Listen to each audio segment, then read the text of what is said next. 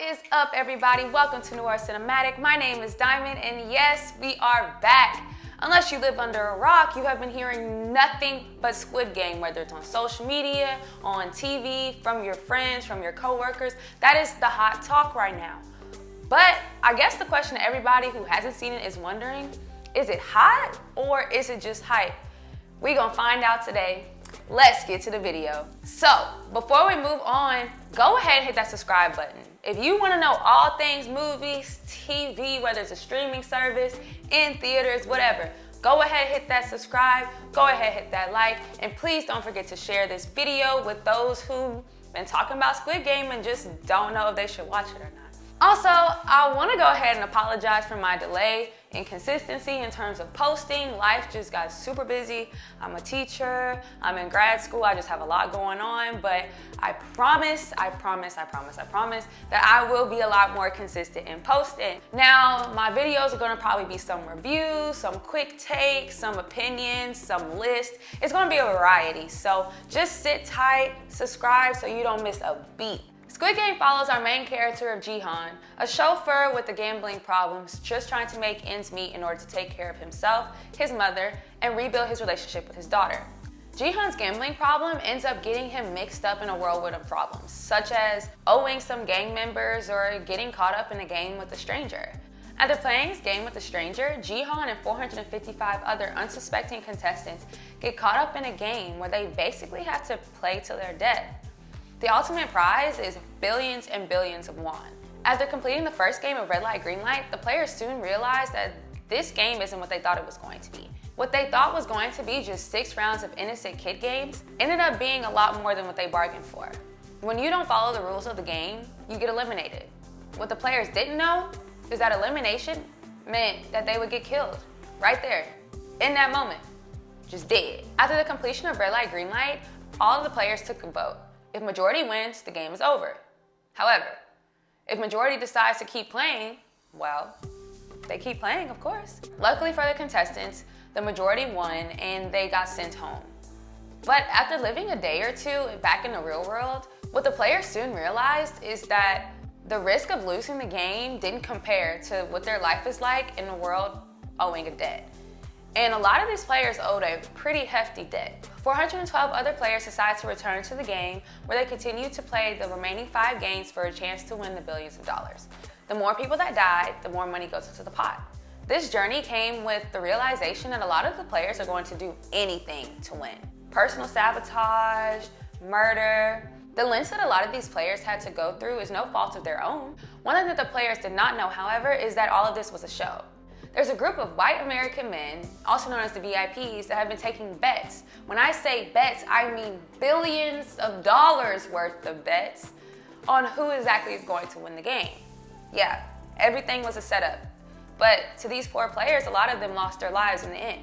After the completion of the first 5 games, the final game is that, Squid Game.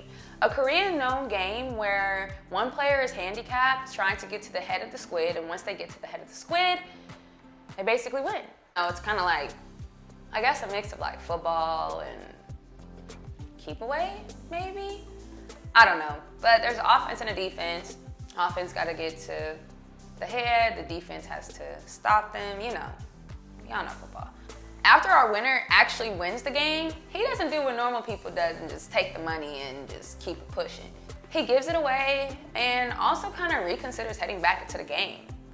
Did I like the ending? No, I hated the ending.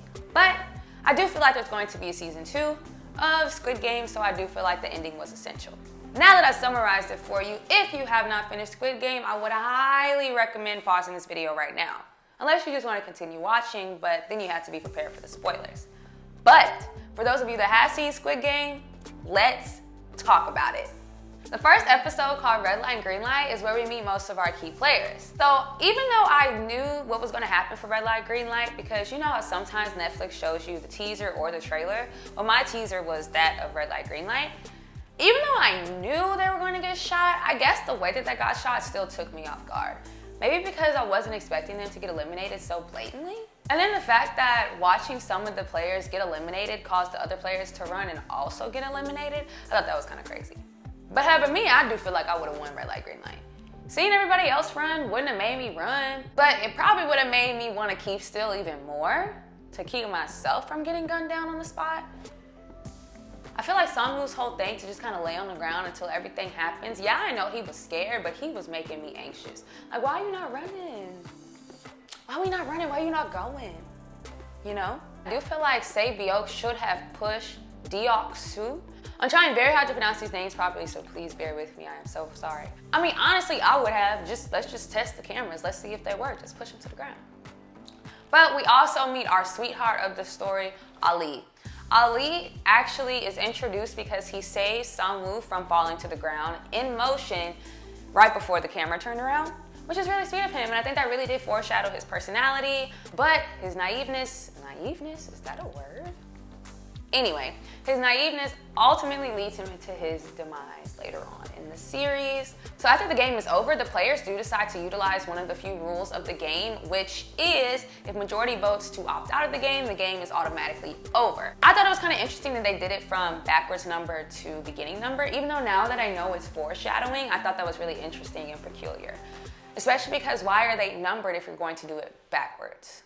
Also, I do find it interesting that Sangwoo decided to vote for it. Again, of course, now that I know. But watching the first episode, I thought that was really whack. Because even though I know that he owed a debt, I kind of felt in that moment that his career and everything else is pretty much on the line, so why are you voting to keep playing? At first, I didn't think that they were going to allow all the players to leave the game, but as easily as they walked out, I was kind of like, dang, like, that was easy. That was a lot easier than I thought it was gonna be. I feel like the masked men and the front man, I think they definitely knew that the players are gonna come back. This probably happens every time they play this game. I'm sure every time after the first game, everybody gets a little spooked, they vote to leave, most of the players come back, then they do it all over again. But I do think this is something that they knew was gonna happen, which is probably why they didn't protest it as much. As far as the first episode go, I think it did really start the series off pretty good. You know, I'm glad that it didn't just kind of explore all the players' backgrounds and then play the game. I'm glad that you did get to kind of meet most of your players right then and there. And I do appreciate the fact that we got kind of inside look on what's to come moving forward based on the character's personality, as well as their own personal character development. So episode 2, titled Hell, is basically just follows the players as they recede back to their hometowns, what life is like after the game, and just kind of how they think. During Sangwoo's time in town, he actually goes to the police station to file a report. He leaves a little gold card and runs into, I wanted to say he was the police chief, but he wasn't. Come to find out he was just another detective. That's where we meet Jun-ho, who's actually a bigger part of the story than I suspected him to be. I thought that he was somebody who was also in the game and we just didn't know, but his own mission, you know what, as we progress through this, we're gonna talk about it. I had no idea that, you know, when he was just kind of being nosy, I really did think that, okay, maybe he knows something about a game, or maybe he was one of the pink people, the masked pink soldiers, and he knew that this was, you know, a player from the game. I didn't know what was to come. That's another reason why I really do appreciate Squid Game, because it was nothing that happened in the show that I could predict. And to me, that makes it a good show, because anything I can't predict is automatically great show to me. So, did I know that all the players were going to come back? Yes. Because it's a show, y'all. Like, it was on episode 2. Clearly they had to keep playing. Clearly they all got sent back. But I guess that I didn't think that they would willingly go back to the game. I guess that I thought that this was also a game. Like episode 2, like letting them leave and stuff. I thought that was a game. I thought it was all a joke. Like, I thought everything was a setup because they drugged them to get them there. So I know that they drugged them to get them back. So I really thought that they were just gonna drop them off anywhere and have them fend for themselves. But I was delighted to know that they went back by choice, so more power to that. But I do appreciate that Jun-ho did sneak on to the van so he can get, you know, involved in what's going on, because I think that his story alone added so much to Squid Game that it made it so interesting. So I was kind of heartbroken when he died, because I just wanted him to keep going. But we'll get to it, Episode 3, The Man with the Umbrella, that's the game I would have lost. I don't think I have the patience, the technique, or the steady enough of a hand to actually complete that game. let's talk about Sugar Honeycomb. Okay, so because it's really hard for me to pronounce names, I am gonna use player numbers. I'm so sorry, it's just super hard for me to try to pronounce them. I've literally been spending so much time like trying to remember how to pronounce the names. And I just don't want to butcher them because I'm going to feel like I'm disrespecting somebody's name, and I really don't want to do that. Player 212, my girl, she a little thrown off. Now look, I think that her voiceover really made her character seem pretty unlikable. I wouldn't necessarily say unlikable, but I did see this TikTok of a girl who does speak Korean, and she basically said that, I'm gonna find a TikTok and I'm gonna put it somewhere. I'm gonna find it though. But she basically said that the voiceover that we were hearing in English was not directly translating what the characters were being said. And I do feel like that affects my opinion on player 212. Because at the end of the day, seeing how she was interacting with the characters, it didn't really match how annoying she was coming off in the English dub. But after watching that TikTok, I now have a different opinion of her. So I don't think she was as desperate. Based on what the TikTok said, she's actually really, really smart. A lot of the times that it had her making some type of snarky, dumb response, she really wasn't making any type of negative. I mean, it was negative, but it wasn't as harsh as it was being dubbed in English, if that makes sense. And that's just something to keep in mind when watching characters, especially characters within foreign cinema, because we only know what's being told to us. And I know a lot of times that I'm watching something in dubbed, I'm hearing something that's different than what's being typed. So something's not really adding up. It really depends on how you watched the show to really form your opinion on this character in particular. But at the end of the day, I did end up liking her. I think that she experienced some great character development, and I do think that in most aspects, she was a genuine friend. I think that she just kind of wanted to get in where she could fit in. At the end of the day, everybody trying to play to win some money, so be friend who you need to be friend in order to win. I think it's really sweet that player 212 ended up helping 67 because when they were in the bathroom, because I feel like that showed the type of person that she is. Like, I feel like that showed player 212 as a helpful person. I mean, she went through some extent to get that guard off of her, so I think that did show the type of character that she truly is. She is a good friend. She's gonna do what she needs to do to help those who help her. As long as you're kind to her, she'll be kind to you back. Now, I think it is so bold that 67 went all in the vents and only found out what the game was, because I feel like she didn't really use that to her best ability. Even though I feel like she just kind of wanted to see more stuff that was going on and was just kind of saw something that was irrelevant, who she shared that information with, being San-woo, is a problem for me because he is the devil. The fact that this man, you know what? I don't think that he's the one that should have gotten that information, because he remembered every single kid game that they were playing right when they were announcing the rules. He didn't remember it once he got stuck, like Jihan. So San-woo, to me, he only used 67 to get information, because at the end of the day, even though 67 said that to help him, what he did to her? What he did to her? Okay then, that's the point that I'm making. This girl helped him know the game, even though all she said was they were just making sugar. To him, he knew exactly what was going on. Oh, they making sugar? We finna play Sugar Honeycomb. He knew. But even though he helped her, he still turned around and, you get what I'm saying? That's whack. My biggest issue with San-woo is the fact that him and Jihan grew up together, and he didn't even help this man get a simpler shape. Like, he told this man, I'm gonna get the triangle, or whatever shape he got one of them basic shapes. And let this man get the umbrella. But the thing that I also thought about, what did he know about Jihan that made him just be okay with him getting the umbrella? Like, I know that he stopped him and was like about to tell him, but did he know that Jihan doesn't have like as steady as a hand? Did he feel that Jihan was gonna crack it? Or did he just look at the umbrella shape and was like, wow, yeah, that's a little bit difficult. Let me not get that one. Like, that's what I'm wondering. I know he thought about telling him, but he's still the devil for not turning around and telling him. But I do know for a fact this game I would have lost. I don't have that steady of a hand. But I do think it's really smart that 212 thought about lighting the needle and melting it. I thought that was really, really smart. But I think it's so whack that she helped Deoksu.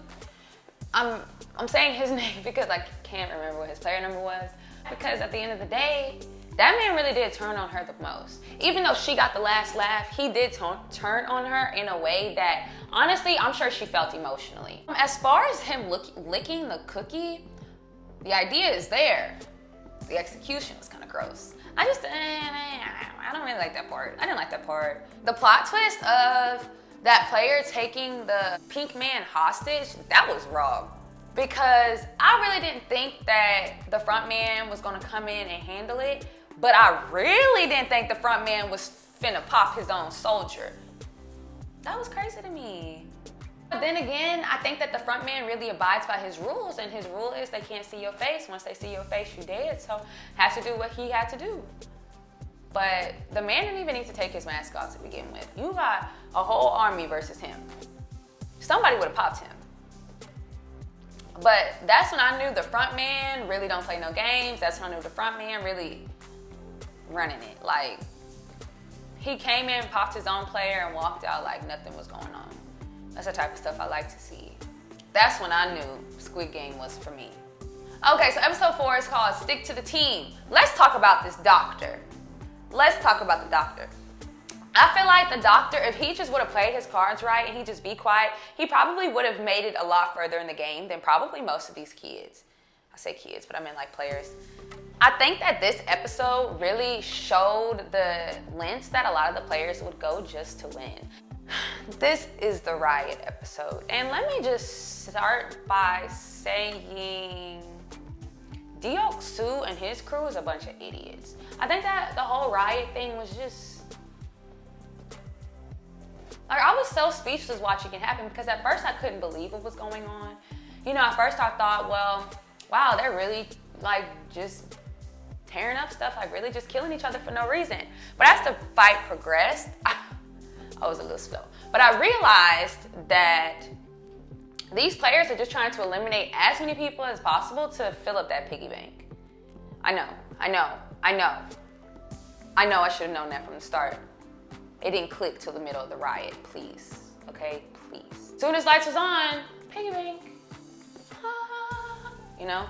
From that riot, that's when I should have known about the old man. Whenever he screamed at the top of the thing and was just kind of like, I'm scared, da da da, I thought that the front man just had a heart. You know, I thought the front man was just like, wow, the old man is tripping. I thought wrong. But that's what I was thinking in that moment, and I bet you that you was thinking it too. I bet you was like, why did they stop the game for the old man? I thought that the front man was just being nice. Come to find out, that was not the case. The old man was really the biggest plot twist of all. For this episode, the game was tug of war.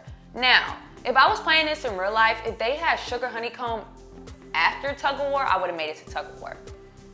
My high school did color wars and my grade won tug of war, so that's how I know that I would have won. Honestly, I don't know how else they'd be playing tug of war, but I did watch some behind the scenes of Squid Game. Y'all, from tug of war to the little hop game, these were like real-time reactions of them. No, they didn't fall from like as high of a platform as they did on the show, but they did fall from some type of platform, and that was their real-time reactions. Same with the glass game, that was their real-time reactions to actually like falling and, you know, the glass breaking and stuff. So I thought that was really, really, really interesting. I always watch the behind the scenes of shows and movies that I watch just because you just find out so much more. Like, I always want to know what type of real-time emotion was put in to filming, because like when you're watching a movie, the emotion of the characters means a lot more than y'all would probably notice. But if you're a film nerd like me, then you look for all that stuff. Emotion is number one when it comes down to creating a film or a movie. In episode 5 of Fair World, our underdogs end up winning tug of war, and that's just that. They go back and brag to the other team full of Deoksu and his group of idiots, and basically talk about how suspicious it was that they got rid of 212, as if they knew that they were playing tug of war. Of course they knew they were playing tug of war because the doctor's on their team. Who is the doctor? The one getting all the information, because he's harvesting organs. That is crazy to me. I still wonder if the front man knew they were harvesting organs or if the soldiers were just kind of doing their own thing. What do you think? Do you think the front man knew, or do you think the soldiers was doing their own thing? I think the soldiers was doing their own thing. I don't think the front man knew, because I feel like he would have shut that down. But anyway, that night, there is no riot, so nothing really happens. But our doctor friend is gone for almost the entire night, literally, almost the entire night. He is just MIA, and everybody's trying to figure out, well, where did this man go? Could have sworn he went to the bathroom, but he didn't go to the bathroom, so what's really going on? But that's when we go back to our detective homeboy, Jun-Ho, who is now on a serious mission to figure out what happened to his brother. His brother has been missing for a couple of days, and he's just trying to put all the pieces together. After following Jihan, he realizes that, wow, he has gotten himself mixed up in a lot more than he bargained for. But at the end of the day, he's on a mission, and he's not going to stop till he figures out what happened to his brother. Which takes us through another type of roller coaster of emotions, because he's moving through the office and you're just trying to, you know, kind of hope that he doesn't get caught. You don't want to, you don't want him to make any noise. You don't want anybody to catch him. He keeps slipping up in terms of the pink soldiers. Like, he doesn't know what to say, when to talk. So that part was making me super anxious. But I think what really made me anxious was his ending scene. When he's on the beach hanging on the ledge and it's him versus the front man, and the front man exposes that he is Jun-Ho's brother. Of course, the look on Jun-Ho's face is nothing but sheer disappointment and shock. He's just trying to figure out what has his brother gotten himself into. But now that his brother knows so much, In-Ho, aka the front man, now has to eliminate him as well.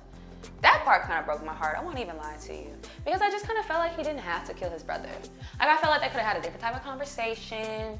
You know, his brother done went through all this stuff just to see what's going on, and yeah, like, I do know that In-Ho was going to essentially kill him, but I do feel like Jun-Ho should have came to him and just kind of listened to what he had to say before he pulled the trigger. The front man kind of vowed, so I'm not surprised that he killed his own brother.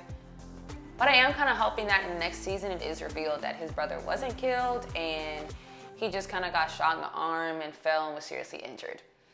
Hoping that he comes back, but we will see. There is no fight that night, so we do see our doctor go off to work and do his little organ harvesting thing, and everybody's kind of looking for him. Nobody knows where he went, but we see that he's a little too busy with what's going on. Jun-Ho, our little detective homeboy, gets trapped in the room and he starts asking too many questions, some of which he should already know the answer to because he was already there, considering he's impersonating one of the pink people.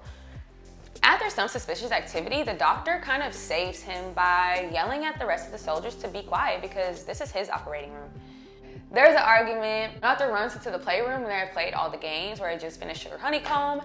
And after a few words are crossed, him as well as another pink soldier get killed by the front man himself.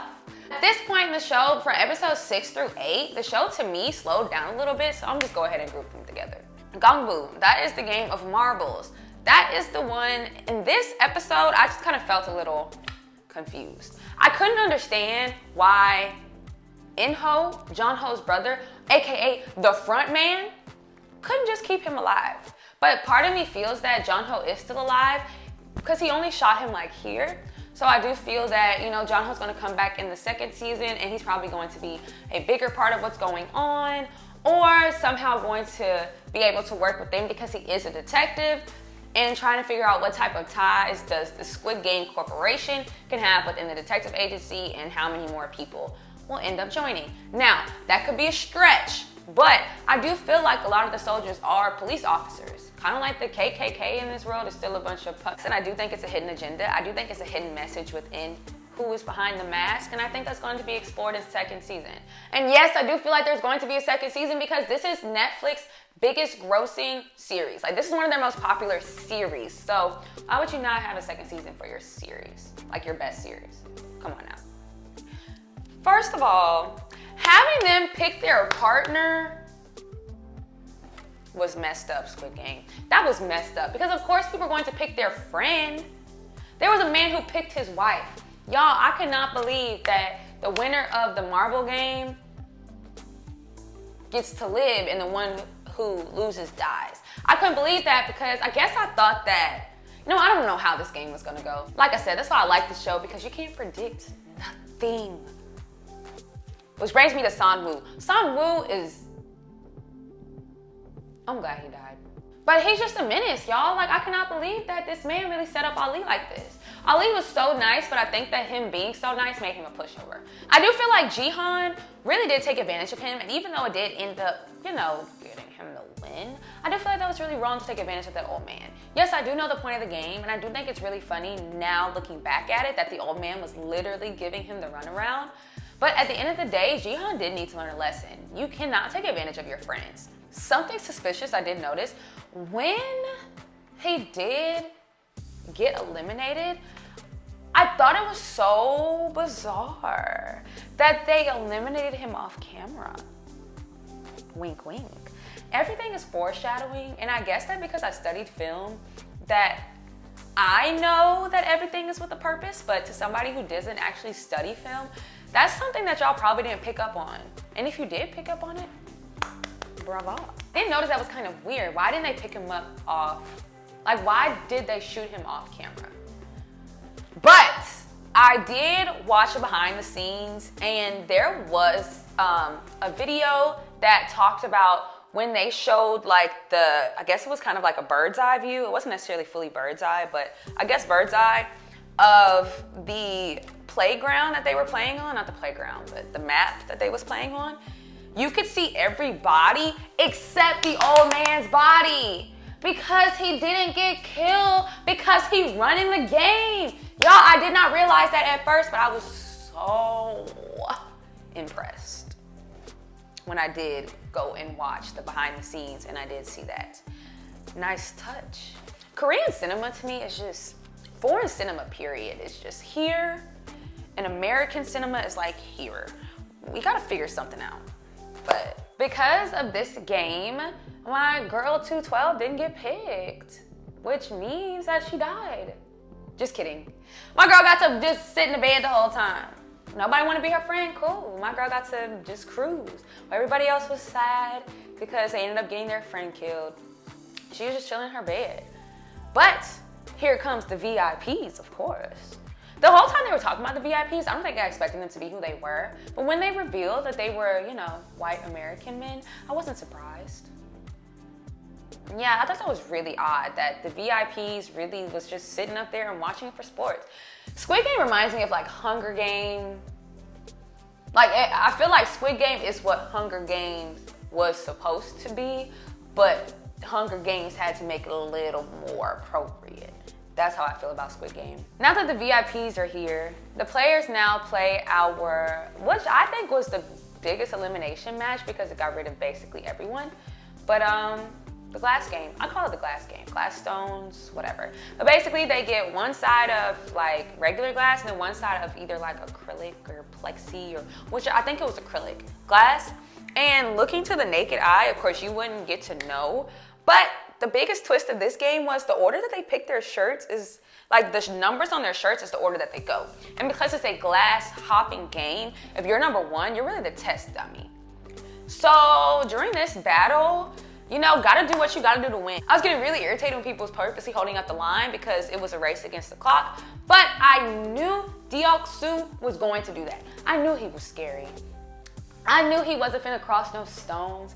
I knew it, but I was so glad that 212 came along and saved the day.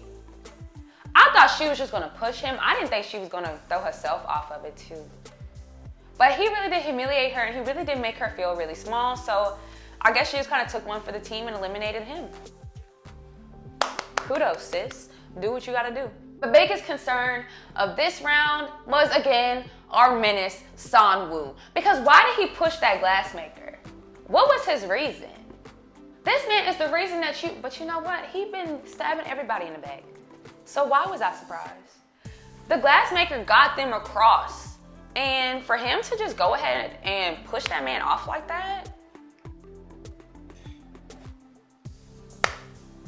disgusting. He definitely got what was coming for him. I also think it was whack that when the glass game was done, they just kind of blew up the glass.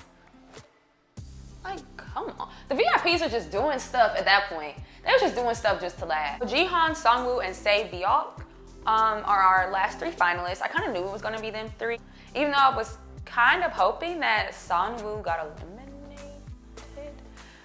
But he did. But now we got to our last 3 finalists. And, you know, of course I'm rooting for my girl, but she got seriously injured by that glass. Even though the glass didn't take her out, Sungwoo definitely had to finish the day. Hate him. But honestly, the soldiers and the front man really did put that together, because why would you leave 3 finalists with a steak knife? They wanted that to happen. They wanted them to kill each other. I don't think Sae Byok should have saved Sungwoo, especially because Sungwoo turned around and killed her. I think she should have allowed Jihan to just kill him. Just kill him. Because at the end of the day, they grew up together. So if Jihan is really to kill Sungwoo and they grew up together, let him. All the stuff that Sungwoo has did to all these people throughout the game, whether it's sabotage, pushing them, or just straight up just being a whack person, I have to censor myself. I think that she should have let him go, because if she would have let him kill him, he would have never killed her. Now she dead, and we just left with Sungwoo and Jihan. I think that Jihan's heart is too big. Because to be honest, I would have been killed Sungwoo way at the beginning of Squid Game. Like the beginning of episode 9, when they was actually playing the Squid Game, I would have just killed him. I'm not finna be nice. I'm not finna negotiate with the front man. I need to kill him. He needs to go. Kill him.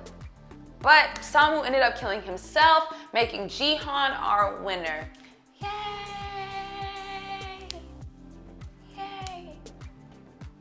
All done. No, just kidding. Jihan goes to live his life. He promised Sae Byok that he would take care of her little brother, and what he did was take her little brother and bring him to Sungwoo's mother, and Sungwoo's mother took care of him with a nice, generous, fat donation from the Squid Game winnings, of course. And what does our good pal Jihan decide to do? He goes and dyes his hair red. Not like an auburn, not like a burgundy. Red. Like Kool-Aid red. I didn't understand that. I couldn't even see like an actual description for why he made it red, but I thought that was whack. I also think that the ending was trash.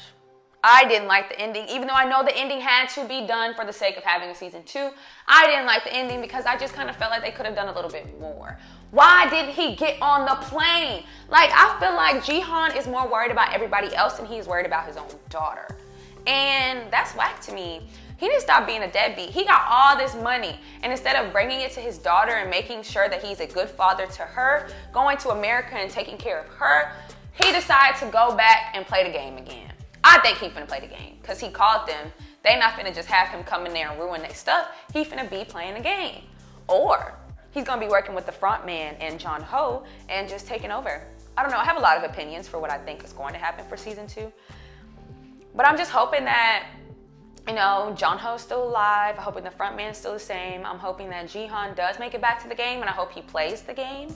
But I hope he dies, which sucks. I just don't want him to win again. I want him to go there and then ruin the whole shebang. Because as big as Squid Game is, they can really turn this into like something major in terms of like multiple seasons, but they just gotta know what to adjust. I definitely trust Korean film. I definitely trust Korean cinema. I definitely feel that they're going to know exactly what to do. I read the story about the director, and he actually wrote Squid Game like over 10 years ago, but nobody was picking it up. So shout out to Netflix for taking a chance, because now it's their biggest grossing show. Probably their most popular show ever. In terms of is Squid Game hot or if it's just hype, I'm gonna say that Squid Game is hot. To me, it's one of the best shows that Netflix has put out in a very long time, and I think that Netflix needs to keep the same momentum. What's your opinion on Squid Game? Do you think it was hot? Do you think it was hype? How do you feel about the ending? What do you think finna happen on season 2? Do you think it's even gonna be a season 2? Do you agree or disagree with me? Let me know in the comments. Don't forget to share. Don't forget to like. Don't forget to subscribe. And don't forget to check me out next time here on Noir Cinematic. Bye, y'all.